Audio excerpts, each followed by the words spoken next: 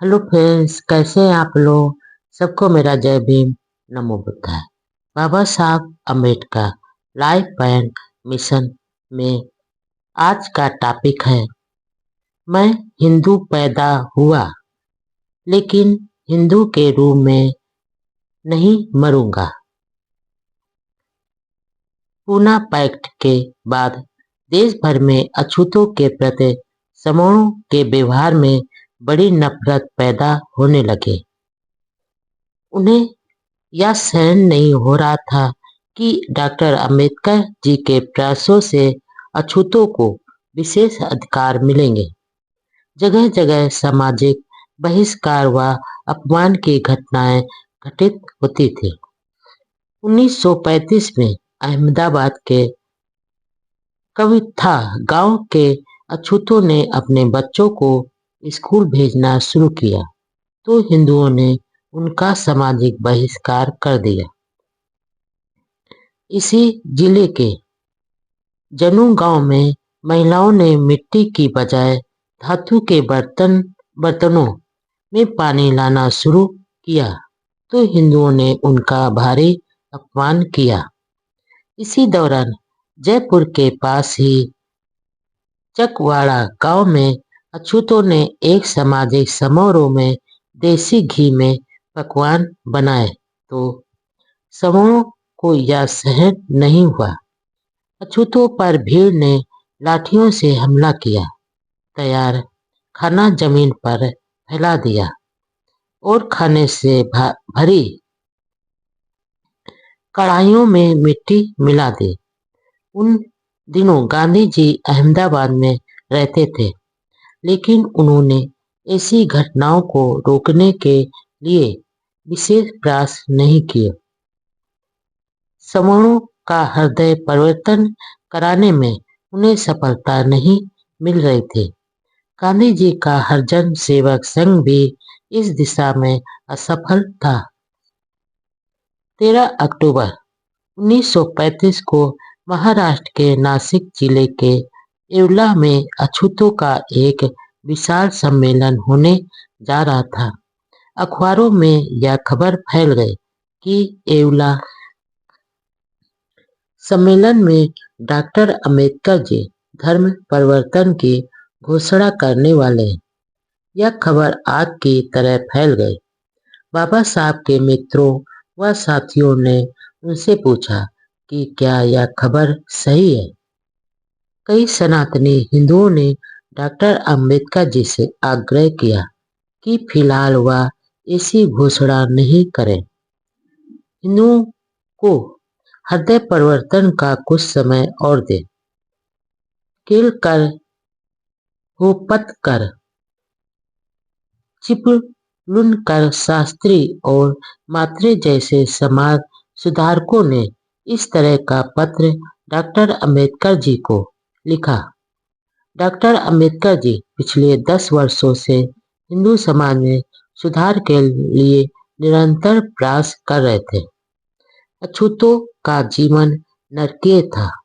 सवर्ण अपने जातीय अहंकार में अछूतों को गले लगाना तो दूर, उनकी छाया भी अपने ऊपर पड़ने देना स्वीकार नहीं करते थे।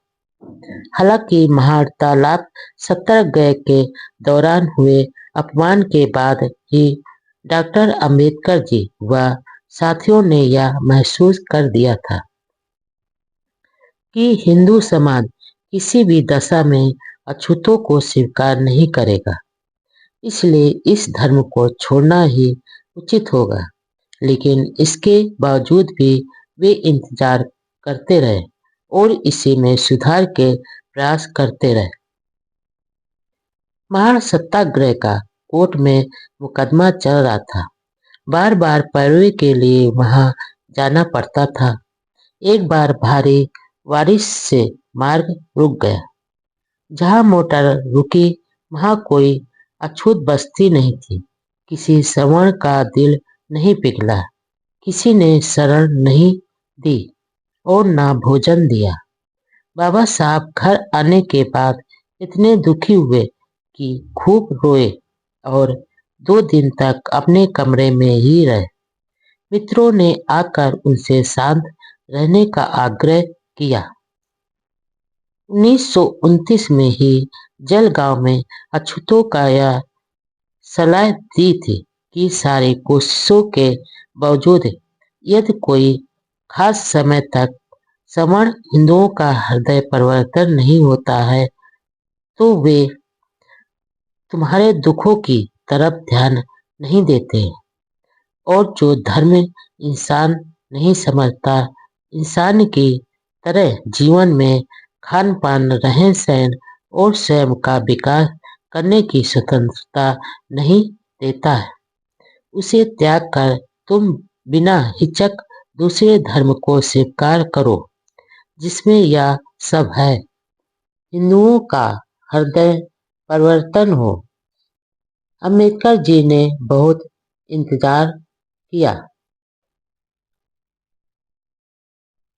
डॉक्टर अम्बेडकर जी ने महान तालाब सत्याग्रह किया, मंदिर प्रवेश आंदोलन चलाया, बार बार कई अवसरों पर सवर्ण हिंदुओं से अछूतों के मानवीय हकों के लिए मांग की, लेकिन सवर्ण हिंदुओं का दिल नहीं पसीजा।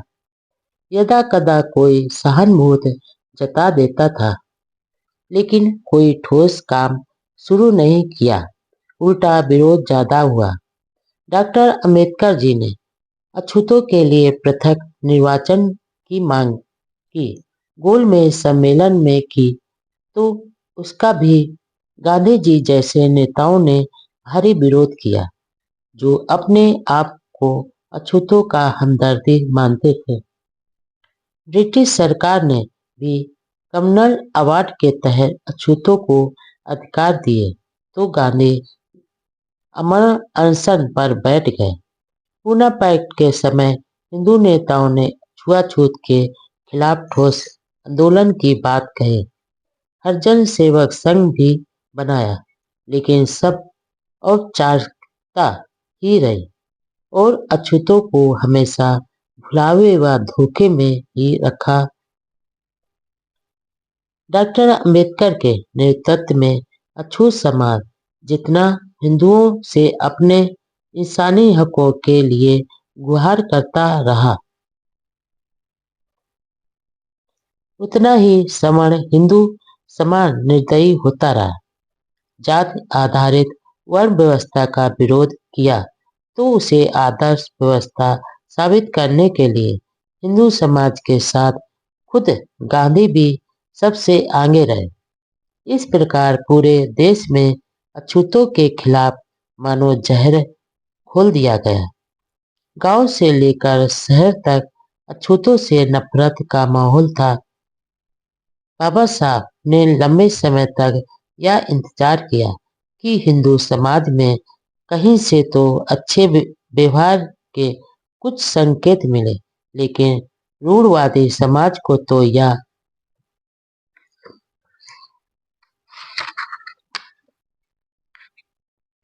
कतई स्वीकार नहीं था कि अछूतों की छाया भी उन पर पड़े। आखिर बाबा साहब को यह एहसास हुआ कि हिंदुओं का हृदय परिवर्तन अब असंभव है। एवला सम्मेलन में जाते समय रास्ते में मेघवाल समाज द्वारा नासिक में स्वागत किया गया और भोज का कार्यक्रम रखा गया। आखिर 13 अक्टूबर 1935 को सम्मेलन हुआ, जिसमें लगभग 10,000 महिला पुरुषों ने भाग लिया। दूर दराज से आए लोगों में काफी उत्साह था। सम्मेलन में स्वागत समिति के अध्यक्ष रण खाम्बे ने बाबा साहब का स्वागत करते हुए कहा, पतित हिंदू धर्म को ब्राह्मण धर्म कहना उचित होगा, क्योंकि इसमें केवल ब्राह्मणों को लाभ होता है। इस मौके पर डॉक्टर अम्बेडकर जी ने 1.5 घंटे तक बहुत ही प्रभावशाली भाषण दिया, जिसमें अछूतों की सामाजिक, आर्थिक, शैक्षणिक, धार्मिक व राजनैतिक दुर्दशा का वर्णन किया। लोगों का ध्यान आकर्षित कर कहा कि अछूत स्वधर्मी होने के बावजूद श्रमणों द्वारा भारी दुख दिए जा रहे हैं।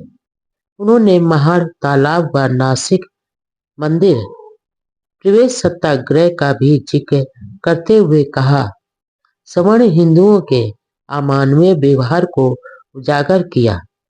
उस आंदोलनों में अछूतों ने जो समय व पैसा खर्च किया वह सब व्यर्थ गया। इसलिए अब इस बारे में आखिरी फैसला लेने का समय आ चुका है। हम हिंदू समाज के अंग बने रहे, इसलिए हम आज भी दुखी, दरिद्र व दुर्बल हैं। इसलिए जो धर्म हमें बराबरी का दर्जा दे, समान अधिकार दे और हमारे साथ उचित बर्ताव करे, ऐसे किसी दूसरे धर्म को स्वीकार कर लेना चाहिए। महाविशाल जन समूह के बीच तेज आवाज में बाबा साहब ने कहा, हिंदू धर्म के साथ जुड़ा हुआ संबंध अब तोड़ दो और जिस धर्म में सम्मान व स्वाभिमान मिले, इसे किसी अन्य धर्म को स्वीकार करो। लेकिन इसके साथ ही उन्होंने चेतावनी भी दी कि उनको बहुत सोच विचार से अपने नए धर्म का चुनाव करना होगा, जो आपको समान दर्जा, समान व्यवहार व समान बर्ताव करे। फिर धर्म परिवर्तन कोई बच्चों का खेल नहीं है। जैसे कोई नाविक यात्रियों की संख्या को देखकर ही नाव रवाना करता है, फिर वह बाकी सामान की जांच करता है, वैसे ही हमें करना पड़ेगा। हिंदू धर्म हमारे पूर्वजों का धर्म नहीं है, बल्कि यह तो उन गुलामी के कारण लादा गया और थोपा गया है। हमारे पूर्वजों के पास इस गुलामी से लड़ने के साधन व क्षमता नहीं थी, इसलिए वे विद्रोह नहीं कर सके और इस धर्म में रहने को मजबूर हो गए। विश्व इतिहास में जात पात व ऊंच नीच का अमानवीय व्यवहार हिंदू धर्म के अलावा और कहीं नहीं है। क्या यह कोई विश्वास कर सकता है कि मनुष्य नाम का कोई पशु भी है जिसके छूने से दूसरा मनुष्य भ्रष्ट हो जाता है, पानी अपवित्र हो जाता है और ईश्वर भी सवर्ण हिंदुओं व अछूतों के बीच एक वर्ग संघर्ष है और हिंदू धर्म त्यागने से यह वर्ग संघर्ष खत्म होने की संभावना है। समता, स्वतंत्रता व बंधुत्व के लिए धर्म की शरण में बाबा साहब ने जनता को जागरूक करने वाले ओजस्वी भाषण में आगे कहा, ऐसे लोगों के साथ अब मत जाओ जो कहते हैं कि परमात्मा कण कण में निवास करता है, लेकिन अपने स्वधर्मी इंसान को पशु से भी बदतर समझते हैं। ऐसे पाखंडी व ढोंगी लोग कीड़े मकोड़ों के बिलों पर तो मिष्ठान बिखेरते हैं, लेकिन एक इंसान को अछूत मानकर उसे भूखा प्यासा मार देते हैं। अब काफी सोच विचार के बाद यह मानना पड़ेगा कि धर्म परिवर्तन के अलावा कोई रास्ता नहीं है। जिस प्रकार भारत को स्वराज्य की जरूरत है, वैसे ही अछूतों को हिंदू धर्म छोड़ने की जरूरत है। एवला सम्मेलन की घोषणा की जो 4 महत्वपूर्ण लाइनें हैं, जो बाबा साहब ने स्वयं के संदर्भ में बहुत ही आत्मविश्वास से कही थी, वह है, दुर्भाग्य से मैं हिंदू धर्म में पैदा हुआ था। यह मेरे बस की बात नहीं थी, लेकिन अपमानजनक स्थिति में रहने से इनकार करना मेरी शक्ति की सीमा में है। इसलिए मैं आपको विश्वास दिलाता हूँ कि मैं हिंदू के रूप में नहीं मरूंगा। भाषण के अंत में बाबा साहब ने तथागत बुद्ध के परिनिर्वाण के समय आनंद से हुए संवाद को दोहराते हुए कहा, इस अवसर पर मैं आपको यह कहूँ और सॉरी इस अवसर पर मैं आपको और क्या कहूँ, मुझे आज वह संदेश याद आता है तो बुद्ध ने अपने परिनिर्वाण से पहले सारे भिक्षु संघ को दिया था। एक बार बुद्ध बीमारी से ठीक होने के बाद एक पेड़ के नीचे आराम कर रहे थे। शिष्य आनंद ने नमस्कार किया और कहने लगे, मैंने आपको बीमारी की दशा में देखा है और बिल्कुल स्वस्थ भी, लेकिन इस बीमारी के बाद मैं काफी चिंतित हूँ। मेरा मन शांत नहीं है। मैं ध्यान समाधि भी नहीं लगा पा रहा हूँ। मुझे विश्वास है कि तथागत बुद्ध भिक्षु संघ को अपना संदेश देने से पहले देवासन नहीं करेंगे। बुद्ध ने उत्तर दिया, आनंद, संघ को मुझसे क्या आशा है? मैंने उदारता से धर्म प्रचार किया। मैंने दूसरे धर्मचार्यों की तरह भिक्षुओं से कोई बात छिपा कर नहीं रखी। इसलिए आनंद स्वयं की शरण लो और किसी अन्य की शरण में न जाओ। अपने स्वामी आप बनो। आखिर में बाबा साहब ने कहा, मैं बुद्ध के यही शब्द दोहरा कर आपसे आज्ञा लेता हूँ। एवला सम्मेलन में जो प्रस्ताव पास किया गया वह इस प्रकार था। बंबई प्रांत की महार जात पूरे विचार विमर्श के बाद यह घोषणा करती है कि नंबर 1, समानता और स्वतंत्रता प्राप्त करने का ढंग है धर्म परिवर्तन। नंबर 2, यह सम्मेलन हमारे नेता डॉक्टर अंबेडकर जी को यह विश्वास दिलाता है कि महार जाति सामूहिक तौर पर धर्म परिवर्तन करने के लिए तैयार है। नंबर 3, यह सम्मेलन धर्म परिवर्तन की ओर पहले कदम के तौर पर महार जात से यह अनुरोध करता है कि वह हिंदू देवी देवताओं की पूजा छोड़ दे, हिंदू त्योहारों को मनाना बंद कर दे और हिंदू धर्म स्थानों में जाना छोड़ दे।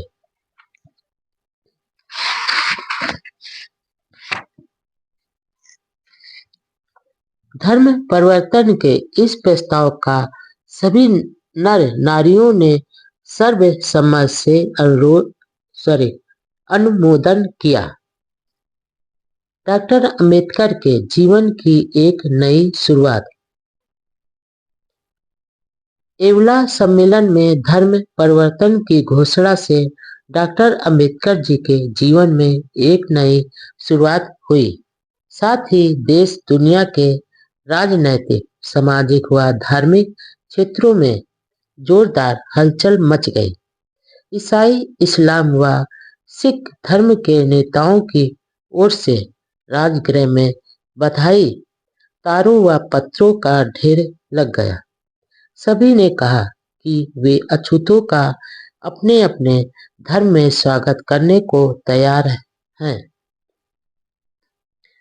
विधानसभा के सदस्य व एक मुस्लिम नेता के यल गौवा ने बाबा साहब को भेजे तार में लिखा, भारत के समस्त मुसलमान उनका और अछूतों का इस्लाम में स्वागत करने के लिए उतावले हैं।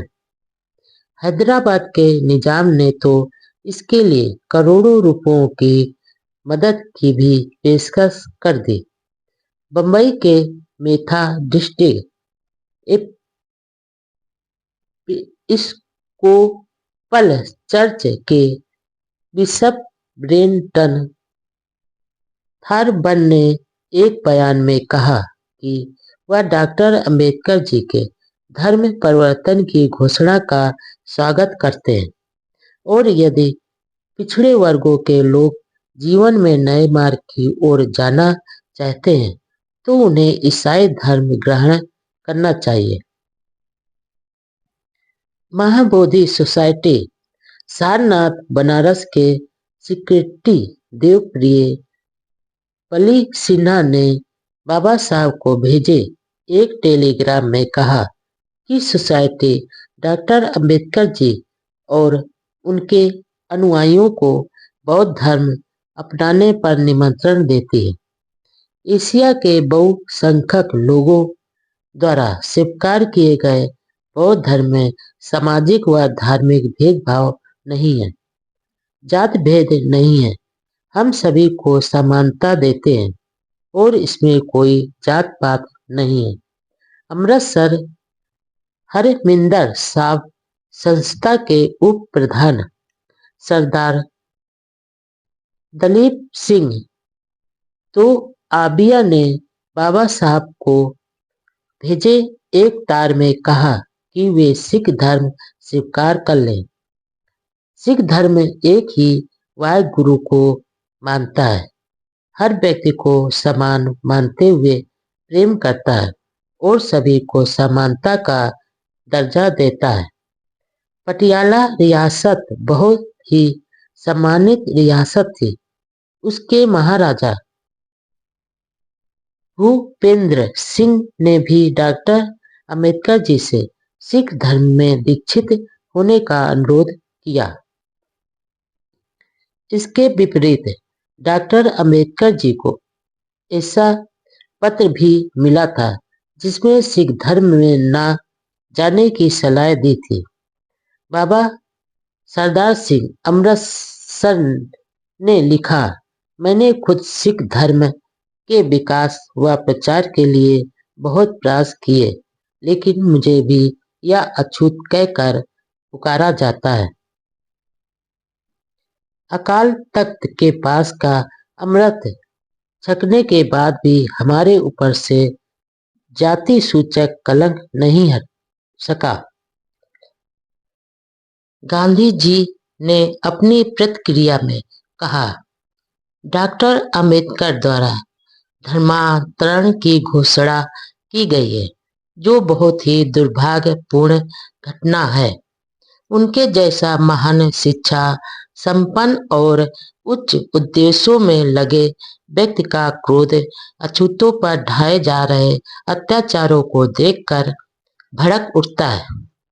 लेकिन धर्म कोई मकान या कपड़ा नहीं जिसे जब चाहे बदला जा सके। धर्मांतर की हर चेतावनी समूहों के लिए एक चेतावनी है, इसलिए समूहों को जागृत हो जाना चाहिए। वीर सावरकर ने कहा, मुसलमान या ईसाई धर्म स्वीकार करने से भारत में अछूतों को समता का व्यवहार मिलेगा, यह संभव नहीं लगता है। कोई नौकरी या संपत्ति देने वाला नहीं है, इसलिए प्रगतिशील व सुधारवादी हिंदुओं के साथ कंधे से कंधा मिलाकर खुद के उद्धार के लिए प्रयास करना चाहिए। एवला सम्मेलन की घोषणा ने सारे देश में तहलका मचा दिया। गांधी जी, कांग्रेस अध्यक्ष डॉक्टर राजेंद्र प्रसाद सावरकर व कई हिंदू नेताओं ने इस पर दुख जताया, तो अन्य धर्मों के नेताओं ने बाबा साहब को बधाई संदेश भेजे। गांधी जी ने इसे दुर्भाग्यपूर्ण कहा तो जगजीवन राम ने इसे नाटक बताया। जगजीवन राम उस समय कांग्रेस में थे। पंडित मदन मोहन मालवीय ने कहा, मैं अगले कुछ महीनों में एक बहुत बड़ा कोष जमा करने और अछूतों को ऐसी दीक्षा देने वाला हूँ जिससे सारे भेदभाव मिट जाएंगे, लेकिन सहभोज व अंतर जातीय विवाह नहीं हो सकेंगे। देश के सामने आज सबसे बड़ा सवाल हिंदू धर्म की रक्षा का है, इसलिए अछूत हिंदू धर्म को नहीं छोड़े। हम उनके पांवों की धूल अपने माथों पर लगाएंगे। हिंदू महासभा के डॉक्टर मुंजे और डॉक्टर राजेंद्र प्रसाद ने भी धर्म परिवर्तन प्रस्ताव का कड़ा विरोध किया। शंकराचार्य डॉक्टर कुर्तकोटी ने कहा कि यदि अछूत धर्म परिवर्तन करना चाहते हैं तो वह सिख धर्म स्वीकार कर लें, अन्य धर्म न अपनाएं। डॉक्टर अंबेडकर ने हिंदू धर्म छोड़ा तो मार डालेंगे।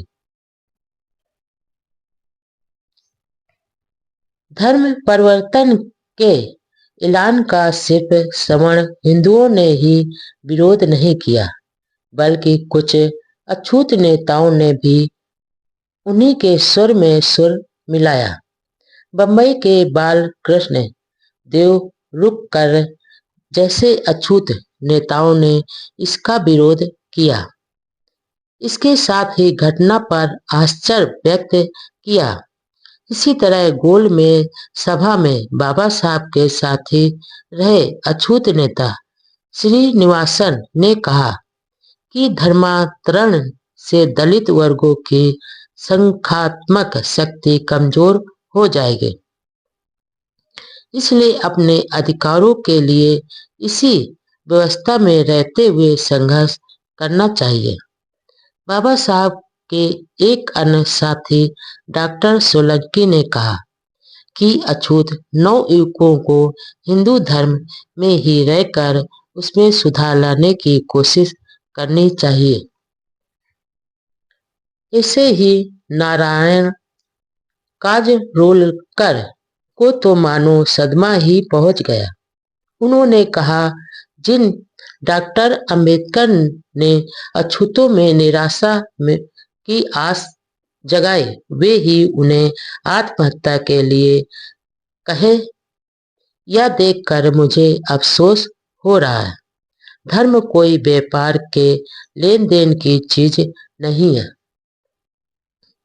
एक सिंधी हिंदू ने अपने खून से लिखे पत्र में बाबा साहब को धमकी दी कि यदि वह हिंदू धर्म त्यागने का विचार नहीं छोड़ेंगे तो इसका परिणाम बहुत बुरा होगा। उसने लिखा, यदि हिंदू धर्म छोड़ा तो तुम्हें जान से मार डालेंगे। निजाम हैदराबाद के राजपूत ने बाबा साहब से मिलकर उनका पत्र दिया। उन्होंने लिखा कि यदि अछूत मुसलमान बनेंगे तो हर व्यक्ति को 20,000 रुपये अलग से देंगे। इसके अलावा धर्मांतरित मुसलमानों को वह बुद्धि के लिए 50 करोड़ रुपए भी देने का वादा किया। लेकिन बाबा साहब ने उस प्रलोभन को अस्वीकार करते हुए नवाब को पत्र लिखा कि उनका जीवन अछूतों में आत्मसम्मान की भावना पैदा करने के लिए है और वे इसमें सफल भी हुए हैं। लेकिन इसका अर्थ यह नहीं है कि वह अछूत लोगों को धर्म के नाम पर बेचेंगे। बाबा साहब ने लिखा कि मैं अपने लोगों को बचाने के लिए हूँ, न कि बेचने के लिए। मैं खुद अपने जीविकोपार्जन के लिए वकील होने के नाते पर्याप्त पैसा कमा लेता हूँ। ऐसा था उस महामानव का निस्वार्थ व स्वाभिमानी व्यक्तित्व जिसे हम बार बार नमन करते हैं। समता, स्वतंत्रता व बंधुत्व के लिए धम्म की शरण में बाबा साहब ने जनता को जागरूक करने वाले ओजस्वी भाषण में आगे कहा, ऐसे लोगों के साथ अब मत जाओ जो कहते हैं कि परमात्मा कण कण में निवास करता है, लेकिन अपने स्वधर्मी इंसान को पशु से भी बदतर समझते हैं। ऐसे पाखंडी व ढोंगी लोग कीड़े मकोड़ों के बिलों पर तो मिष्ठान बिखेरते हैं, लेकिन एक इंसान को अछूत मानकर उसे भूखा प्यासा मार देते हैं। अब काफी सोच विचार के बाद यह मानना पड़ेगा कि धर्म परिवर्तन के अलावा कोई रास्ता नहीं है। जिस प्रकार भारत को स्वराज्य की जरूरत है, वैसे ही अछूतों को हिंदू धर्म छोड़ने की जरूरत है। एवला सम्मेलन की घोषणा की जो 4 महत्वपूर्ण लाइनें हैं, जो बाबा साहब ने स्वयं के संदर्भ में बहुत ही आत्मविश्वास से कही थी, वह है, दुर्भाग्य से मैं हिंदू धर्म में पैदा हुआ था। यह मेरे बस की बात नहीं थी, लेकिन अपमानजनक स्थिति में रहने से इनकार करना मेरी शक्ति की सीमा में है। इसलिए मैं आपको विश्वास दिलाता हूँ कि मैं हिंदू के रूप में नहीं मरूंगा। भाषण के अंत में बाबा साहब ने तथागत बुद्ध के परिनिर्वाण के समय आनंद से हुए संवाद को दोहराते हुए कहा, इस अवसर पर मैं आपको यह कहूँ और सॉरी इस अवसर पर मैं आपको और क्या कहूँ, मुझे आज वह संदेश याद आता है तो बुद्ध ने अपने परिनिर्वाण से पहले सारे भिक्षु संघ को दिया था।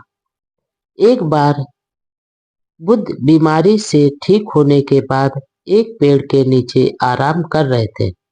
शिष्य आनंद ने नमस्कार किया और कहने लगे, मैंने आपको बीमारी की दशा में देखा है और बिल्कुल स्वस्थ भी, लेकिन इस बीमारी के बाद मैं काफी चिंतित हूँ। मेरा मन शांत नहीं है। मैं ध्यान समाधि भी नहीं लगा पा रहा हूँ। मुझे विश्वास है कि तथागत बुद्ध भिक्षु संघ को अपना संदेश देने से पहले देवासन नहीं करेंगे। बुद्ध ने उत्तर दिया, आनंद, संघ को मुझसे क्या आशा है? मैंने उदारता से धर्म प्रचार किया। मैंने दूसरे धर्मचार्यों की तरह भिक्षुओं से कोई बात छिपा कर नहीं रखी। इसलिए आनंद स्वयं की शरण लो और किसी अन्य की शरण में न जाओ। अपने स्वामी आप बनो। आखिर में बाबा साहब ने कहा, मैं बुद्ध के यही शब्द दोहरा कर आपसे आज्ञा लेता हूँ। एवला सम्मेलन में जो प्रस्ताव पास किया गया वह इस प्रकार था, बंबई प्रांत की महार जात पूरे विचार विमर्श के बाद यह घोषणा करती है कि नंबर 1, समानता और स्वतंत्रता प्राप्त करने का ढंग है धर्म परिवर्तन। नंबर 2, यह सम्मेलन हमारे नेता डॉक्टर अंबेडकर जी को यह विश्वास दिलाता है कि महार जाति सामूहिक तौर पर धर्म परिवर्तन करने के लिए तैयार है। नंबर 3, यह सम्मेलन धर्म परिवर्तन की ओर पहले कदम के तौर पर महार जात से यह अनुरोध करता है कि वह हिंदू देवी देवताओं की पूजा छोड़ दे, हिंदू त्योहारों को मनाना बंद कर दे और हिंदू धर्म स्थानों में जाना छोड़ दे।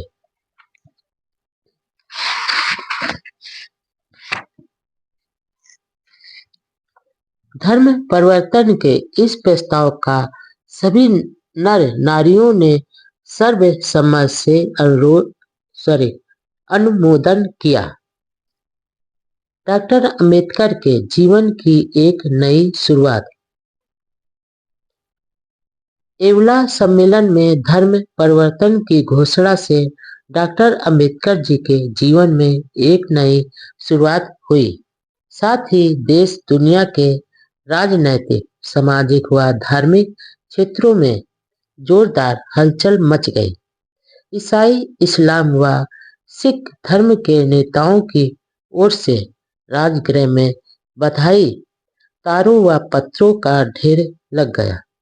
सभी ने कहा कि वे अछूतों का अपने अपने धर्म में स्वागत करने को तैयार हैं।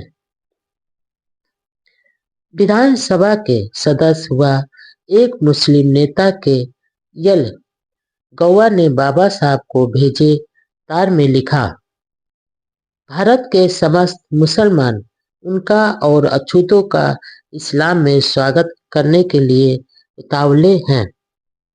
हैदराबाद के निजाम ने तो इसके लिए करोड़ों रुपयों की मदद की भी पेशकश कर दी। बम्बई के मेथाडिस्ट एपिस्कोपल चर्च के बिशप ब्रेंटन थारबन ने एक बयान में कहा कि वह डॉक्टर अंबेडकर जी के धर्म परिवर्तन की घोषणा का स्वागत करते हैं और यदि पिछड़े वर्गों के लोग जीवन में नए मार्ग की ओर जाना चाहते हैं तो उन्हें ईसाई धर्म ग्रहण करना चाहिए।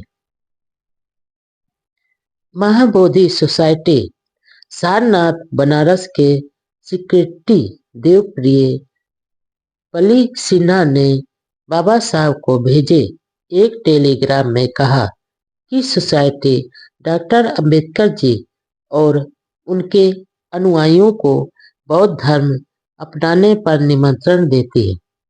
एशिया के बहुसंख्यक लोगों द्वारा स्वीकार किए गए बौद्ध धर्म में सामाजिक व धार्मिक भेदभाव नहीं है, जात भेद नहीं है। हम सभी को समानता देते हैं और इसमें कोई जात पात नहीं है।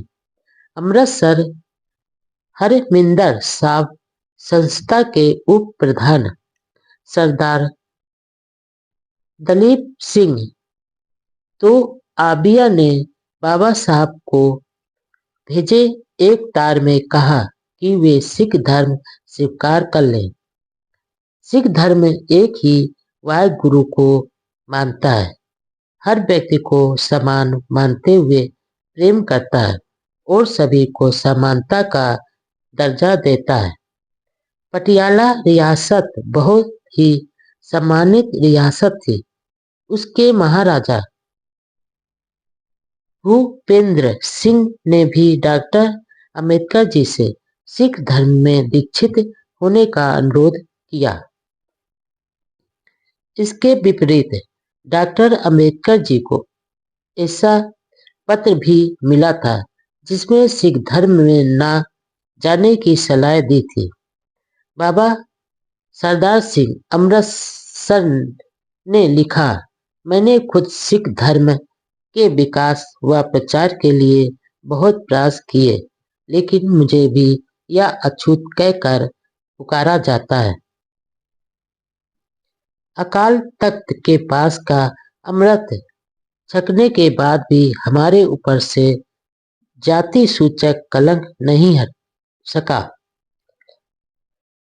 गांधी जी ने अपनी प्रतिक्रिया में कहा, डॉक्टर अंबेडकर द्वारा धर्मांतरण की घोषणा की गई है, जो बहुत ही दुर्भाग्यपूर्ण घटना है। उनके जैसा महान शिक्षा संपन्न और उच्च उद्देश्यों में लगे व्यक्ति का क्रोध अछूतों पर ढाए जा रहे अत्याचारों को देखकर भड़क उठता है। लेकिन धर्म कोई मकान या कपड़ा नहीं जिसे जब चाहे बदला जा सके। धर्मांतर की हर चेतावनी समूहों के लिए एक चेतावनी है, इसलिए समूहों को जागृत हो जाना चाहिए। वीर सावरकर ने कहा, मुसलमान या ईसाई धर्म स्वीकार करने से भारत में अछूतों को समता का व्यवहार मिलेगा, यह संभव नहीं लगता है। कोई नौकरी या संपत्ति देने वाला नहीं है, इसलिए प्रगतिशील व सुधारवादी हिंदुओं के साथ कंधे से कंधा मिलाकर खुद के उद्धार के लिए प्रयास करना चाहिए। एवला सम्मेलन की घोषणा ने सारे देश में तहलका मचा दिया। गांधी जी, कांग्रेस अध्यक्ष डॉक्टर राजेंद्र प्रसाद सावरकर व कई हिंदू नेताओं ने इस पर दुख जताया तो धर्मों के नेताओं ने बाबा साहब को बधाई संदेश भेजे। गांधी जी ने इसे दुर्भाग्यपूर्ण कहा तो जगजीवन राम ने इसे नाटक बताया। जगजीवन राम उस समय कांग्रेस में थे। पंडित मदन मोहन मालवीय ने कहा, मैं अगले कुछ महीनों में एक बहुत बड़ा कोष जमा करने और अछूतों को ऐसी दीक्षा देने वाला हूँ जिससे सारे भेदभाव मिट जाएंगे, लेकिन सहभोज व अंतर जातीय विवाह नहीं हो सकेंगे। देश के सामने आज सबसे बड़ा सवाल हिंदू धर्म की रक्षा का है, इसलिए अछूत हिंदू धर्म को नहीं छोड़े। हम उनके पांवों की धूल अपने माथों पर लगाएंगे। हिंदू महासभा के डॉक्टर मुंजे और डॉक्टर राजेंद्र प्रसाद ने भी धर्म परिवर्तन प्रस्ताव का कड़ा विरोध किया। शंकराचार्य डॉक्टर कुर्तकोटी ने कहा कि यदि अछूत धर्म परिवर्तन करना चाहते हैं तो वह सिख धर्म स्वीकार कर लें, अन्य धर्म न अपनाएं। डॉक्टर अंबेडकर ने हिंदू धर्म छोड़ा तो मार डालेंगे। धर्म परिवर्तन के ऐलान का सिर्फ सवर्ण हिंदुओं ने ही विरोध नहीं किया, बल्कि कुछ अछूत नेताओं ने भी उन्हीं के सुर में सुर मिलाया। बम्बई के बाल कृष्ण देवरुखकर जैसे अछूत नेताओं ने इसका विरोध किया। इसके साथ ही घटना पर आश्चर्य व्यक्त किया।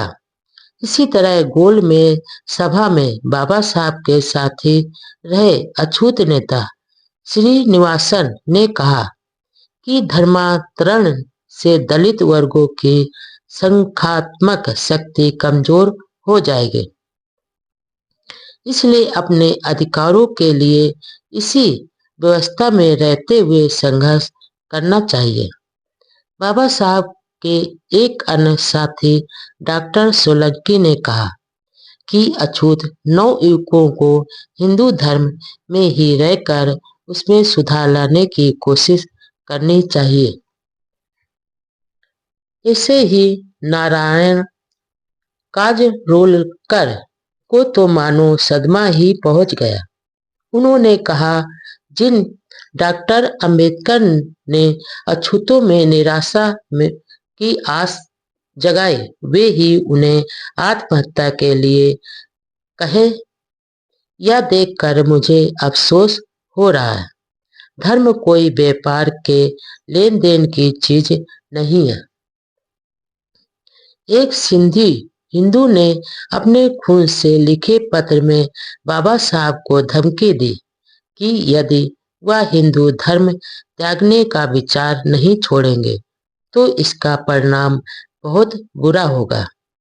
उसने लिखा, यदि हिंदू धर्म छोड़ा तो तुम्हें जान से मार डालेंगे।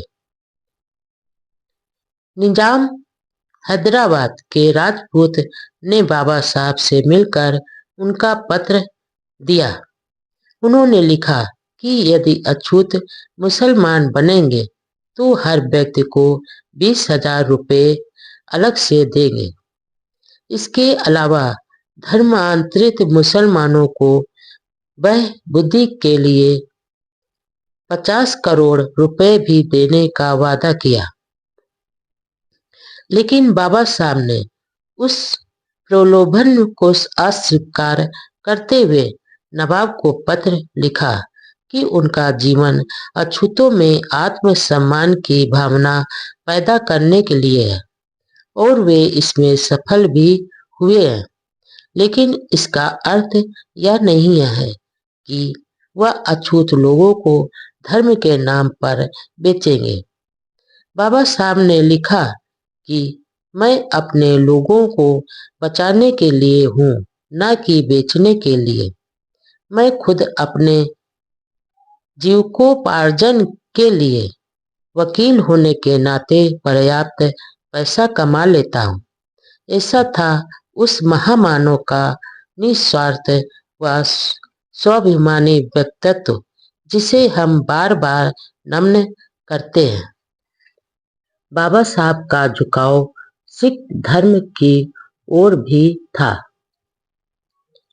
सभी धर्मों का अध्ययन करने के बाद बाबा साहब का झुकाव सिख धर्म की ओर था। उनकी इच्छा सिख धर्म को अधिक जानने की हुई।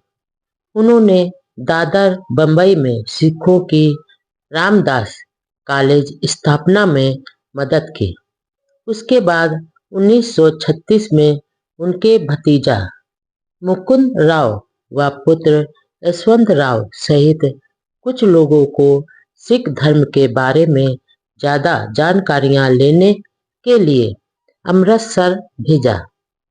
बाद में बाबा साहब खुद इसके लिए अमृतसर गए। वहां स्वर्ण मंदिर में उनका भव्य स्वागत हुआ। इसी दौरान महाराजा पटियाला ने बाबा साहब से कहा कि यदि वे सिख हो जाए तो उन्हें पटियाला राज्य का प्रधानमंत्री बनाएंगे। इसके जवाब में बाबा साहब ने कहा कि वह सिख धर्म को गंभीरता से समझने के लिए अमृतसर आए थे, न कि अपने आप को किसी लोभ में बेचने के लिए। दरअसल उन्हें किसी पद या धन के लोभ के लिए धर्म परिवर्तन नहीं करना था। इसलिए आखिर में सारे प्रलोभनों से हटकर मानवतावादी बौद्ध धर्म की शरण में जाकर बुद्ध का संदेश अतो दीपो भव ग्रहण किया। उस समय बाबा साहब सिख धर्म की ओर भी कुछ आकर्षित थे। इसी सिलसिले में 13 जनवरी 1936 को वह डॉक्टर पुरुषोत्तम सोलंकी के साथ पुणे में सिखों के कीर्तन में शामिल हुए। उस समय सिख नेताओं ने उनसे विनती की थी कि डॉक्टर अंबेडकर सिख धर्म स्वीकार करें। उसी सप्ताह पुणे में 2 मुसलमान प्रतिनिधि मंडलों ने भी डॉक्टर अंबेडकर जी से भेंट की और उन्हें मुस्लिम धर्म स्वीकार करने की विनती की। बाबा साहब को एहसास हुआ कि गले में सिर्फ तलवार लटकाकर घूमने से अत्याचार बंद नहीं होंगे। इसके लिए अछूतों में आत्मविश्वास, साहस व आत्मनिर्णय व आत्मनिर्भर होने की भावना जगानी जरूरी है। इसके अलावा उन्होंने यह भी पाया कि गुरु ग्रंथ साहब में तो जात पात का विरोध किया गया, लेकिन व्यवहारिकता में हिंदू धर्म की तरह जातीय भेदभाव है। जिन अछूतों ने पहले सिख धर्म अपनाया वे मजहबी व रामदसिया सिख के रूप में अछूत ही थे। सिखों की सभी जातियों में खान पान व रोटी बेटी का संबंध नहीं है।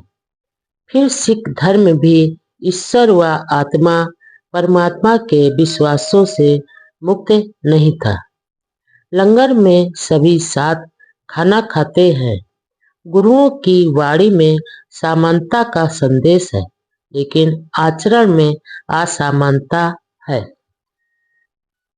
सिख धर्म नहीं अपनाने का एक बड़ा कारण यह था, वह था व्यवहारिक व राजनैतिक। यदि उस समय अछूतों की बड़ी संख्या ने सिख धर्म अपनाया होता तो सिखों की संख्या बढ़ जाती, लेकिन उस बढ़ी हुई संख्या का लाभ पहले से प्रतिष्ठित जाट व खत्री सिखों को ही मिलता। हमारे लोग अधिक संख्या में होते हुए भी जाट व खत्री सिखों के अधीन ही रहते और बाबा साहब के कारण अछूतों में जो सामाजिक राजनैतिक चेतना आई थी वह फिर गुलामी में बदल जाते। इसके अलावा हमारे लोग नए सिख होते इसलिए पुराने सिख अपने आप को असली व श्रेष्ठ सिख कहते। परंपरागत सिख अमीर और जमीन जायदाद वाले भी थे जबकि हमारे लोग गरीब अशिक्षित भूमिहीन व भोले थे। इसलिए हमारे लोग अमीर जमींदार सिखों की गुलामी में ही बने रहते। फिर बाबा साहब किसी राष्ट्रव्यापी तथा अंतरराष्ट्रीय स्तर पर प्रभावशाली धर्म को स्वीकार करना चाहते थे जो उस समय में उन्हें सिख धर्म में नजर नहीं आया। आखिर गंभीर अध्ययन चिंतन मनन के बाद सामाजिक आर्थिक राजनैतिक व आध्यात्मिक पहलुओं को ध्यान में रखते हुए बाबा साहब ने सिख धर्म को नहीं अपनाया। वह भारतीय संस्कृति का दुनिया में फैला धर्म चाहते थे। धर्मांतर के मामले में बाबा साहब किसी लोभ लालच या सौदेबाजी से दूर ही रहना चाहते थे। ईसाई धर्म के नेता भी राजगृह में बाबा साहब से मिले। उन्होंने बाबा साहब से आग्रह किया कि यदि वे अछूतों के साथ ईसाई धर्म स्वीकार करें तो देश के बड़े शहरों तहसीलों व कस्बों में शिक्षण संस्थानों का जाल बिछा देंगे जिसमें केंद्रीय चर्च की तरफ से अछूतों के लिए मुफ्त शिक्षा की व्यवस्था की जाएगी।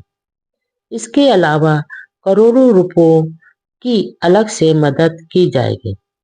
इस बारे में बाबा साहब का विचार था कि ईसाई धर्म विदेशी है, उसके अनुयायी यरूशलम को ही अपना मुख्य तीर्थ समझते हैं जैसे मुसलमान मक्का व मदीना को समझते हैं।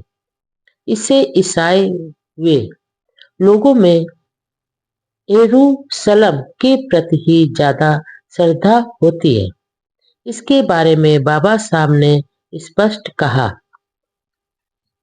ईसाई या इस्लाम धर्म स्वीकार करने पर मेरे लोग अपनी मूल राष्ट्रीयता से वंचित हो जाएंगे। इसी कारण उन्होंने इस्लाम व ईसाई जैसे विदेशी धर्म को नहीं अपनाया। बाबा साहब की यह विराट देशभक्ति की सोच थी। लोभ व लालच के आगे वह निस्वार्थी महापुरुष जरा सा भी नहीं डगमगाया। इसी उच्च चरित्र व आचरण के आगे उनके विरोधी भी नाकामयाब हो जाते थे। धर्म परिवर्तन की घोषणा के बारे में अखबारों में खूब छापा। इसके यह लाभ भी हुआ कि देश दुनिया के लोग अछूतों की दयनीय दशा व उनके ऊपर हो रहे अन्याय अत्याचारों से अधिक परिचित हुए। चारों ओर हिंदुओं द्वारा इसकी काफी आलोचनाएं हो रही थी, धमकियां भी मिल रही थी, लेकिन बाबा साहब अपने फैसले पर अडिग थे क्योंकि वह करोड़ों अछूतों की मुक्ति चाहते थे। उनके सम्मान व स्वाभिमान के लिए निस्वार्थ संघर्ष कर रहे थे। गांधी जी की प्रतिक्रिया पर बाबा साहब ने कहा कि जीवन में धर्म तो आवश्यक है, लेकिन उस धर्म से चिपके रहना कहा कि बुद्धिमत्ता है जिसमें कुछ लोगों पर धर्म के नाम पर अत्याचार अन्याय किए जाते और धर्म शास्त्रों में पशुओं से भी बदतर रखने की प्रावधान दिए हैं। उन्होंने यह भी कहा कि वह तो अपने फैसले पर कायम है। यदि लोगों को अच्छा लगे तो उनका अनुसरण करें, अन्यथा वे अपने पुराने धर्म में ही बने रहने के लिए स्वतंत्र हैं। धर्मांतरण स्वयं की इच्छा तथा विवेक के साथ होना चाहिए।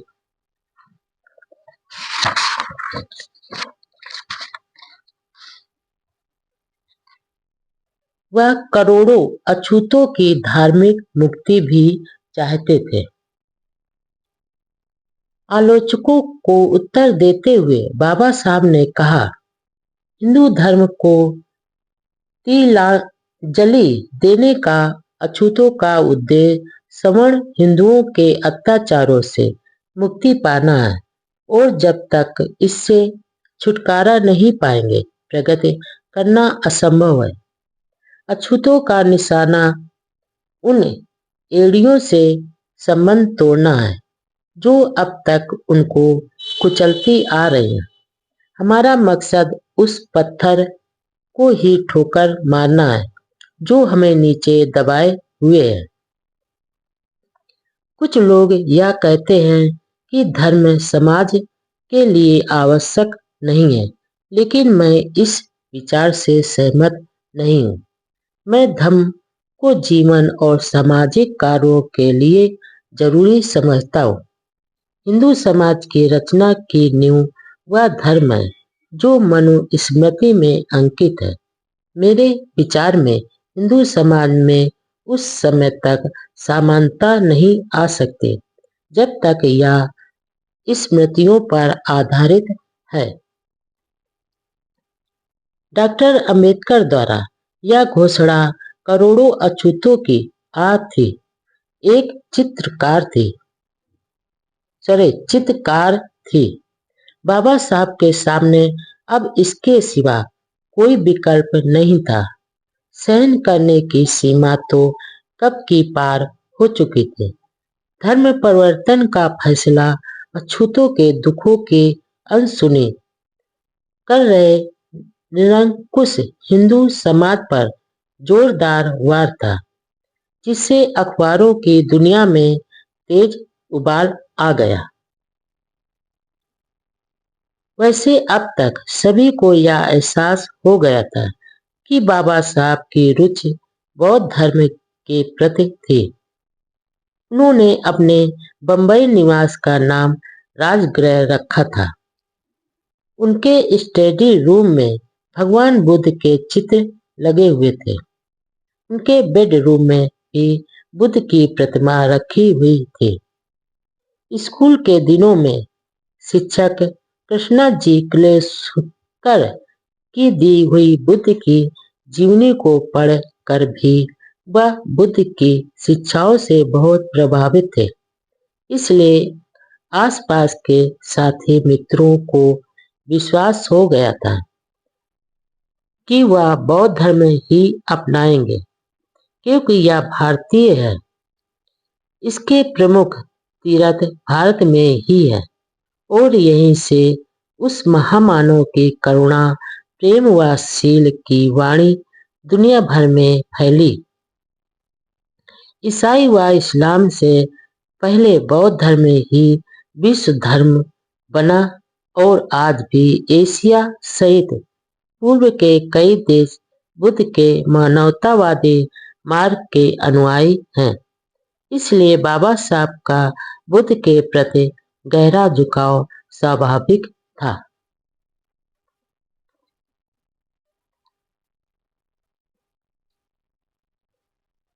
धार्मिक नेताओं द्वारा पद व धन के प्रलोभन से डॉक्टर अंबेडकर नहीं डगमगाए। एक विशेष बात यह थी कि बाबा साहब द्वारा धर्म परिवर्तन की घोषणा के बाद जहाँ एक ओर सभी धर्मों के गुरुओं व नेताओं ने पद व धन का प्रलोभन दिया, लेकिन बौद्ध धर्म भिक्षुओं ने विशेषताओं के आधार पर बौद्ध धर्म को अपनाने का आग्रह किया। हालांकि इससे पहले से ही बाबा साहब बुद्ध व उनके दर्शन को काफी पढ़ चुके थे और जब बुद्ध धर्म के संबंध में विचार विमर्श हुआ तो बौद्ध भिक्षु बाबा साहब के बौद्ध धर्म के ज्ञान पर चकित हो गए। इसके अलावा अन्य धर्मों के बारे में भी उनके ज्ञान से बहुत प्रभावित हुए। इस सम्मेलन में एक खास बात यह थी कि अछूतों के नेता डॉक्टर पुरुषोत्तम सोलंकी ने पहले धर्मांतरण की घोषणा का कड़ा विरोध किया था, लेकिन अब वह डॉक्टर अंबेडकर के साथ हो गए और धर्मांतरण का समर्थन किया। उन्होंने डॉक्टर अंबेडकर जी से आग्रह किया कि अब जितना जल्दी हो सके अछूतों को हिंदू धर्म से मुक्ति दिलाएं। यह भी कहा कि दलितों को अब न गीता चाहिए, न वेद, न पुरोहित व न पुजारी चाहिए, न शंकराचार्य, सिर्फ डॉक्टर अंबेडकर चाहिए। इवला के सम्मेलन में भाग लेने के बाद वापस बंबई आते समय बाबा साहब डॉक्टर सदानंद कालवरकर के घर रुके। वहां एक हिंदू मिशनरी मसूरकर उनसे मिले। महाराज ने कुछ ही दिन पहले 10,000 ईसाइयों को हिंदू धर्म की दीक्षा दी थी। दोनों की लगभग 3 घंटे तक बातचीत हुई। उन्होंने डॉक्टर अंबेडकर जी को काफी समझाने की कोशिश की कि सवर्ण हिंदुओं का हृदय परिवर्तन जरूर होगा, इसलिए धर्मांतरण का प्रोग्राम रद्द कर देना चाहिए। लेकिन डॉक्टर अंबेडकर जी ने कहा, धर्म परिवर्तन की घोषणा कोई आनंद की बात नहीं है। अब इसको टालना सवर्ण हिंदुओं के हाथ में है, लेकिन अब उनका हृदय परिवर्तन होना असंभव सा लगता है। और यदि हमारे एक अछूत कार्यकर्ता को शंकराचार्य की गद्दी पर बैठाकर सोचित पावन ब्राह्मण शरणागत प्रणाम करें तो मैं समझूंगा कि हिंदुओं का हृदय परिवर्तन हो गया।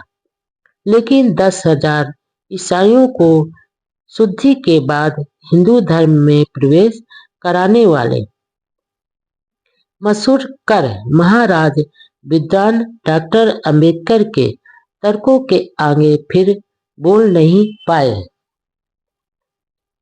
उस समय धार्मिक क्षेत्र में फैले अंधविश्वास व पाखंड को देखकर बाबा साहब ने तो यहाँ तक कह दिया था कि भारत में सामाजिक और धार्मिक मामलों में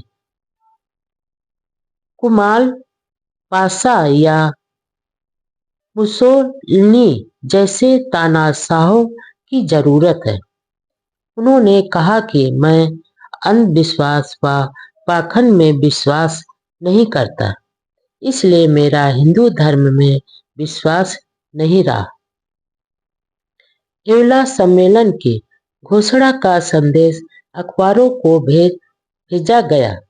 अखबारों ने अपने अपने ढंग से इस खबर को छापा। किसी ने तोड़ मरोड़ कर छापा तो किसी ने जनता को उकसाया। इसी दौरान पीर जमात अली द्वारा यह अफवाह पंजाब के अखबारों में छापी कि डॉक्टर अंबेडकर व उनके अनुयायी जल्दी ही इस्लाम धर्म स्वीकार करने वाले हैं। डॉक्टर अंबेडकर जी को इस खबर का पता लगते ही कहा, यह सच है कि पीर जमात से बंबई में भेंट हुई थी और धर्म के बारे में चर्चा हुई थी, लेकिन इसके अलावा कुछ नहीं हुआ।